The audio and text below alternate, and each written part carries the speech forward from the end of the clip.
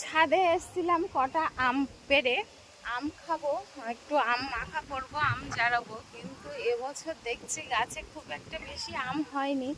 এই দেখো খুব কম হয়েছে। এখানে কিন্তু প্রচুর পরিমাণে আম হয়, এবছর একটু কম হয়েছে। এই গাছের আমটা কিন্তু এরকম বেশ এক এক থলে থলে বেশ ঝাঁকা ঝাঁকা আম হয়, কিন্তু এবছর খুব একটা আম হয়নি।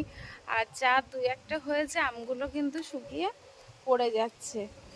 এই দেখো ঠিক এরকম নষ্ট হয়ে যাচ্ছে, পড়ে যাচ্ছে, পিছন দিকটা এরকম হয়ে গেছে।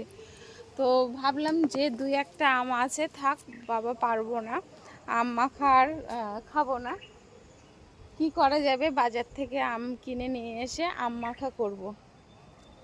আর ছাদে দেখো কত সুন্দর করবী ফুল ফুটেছে।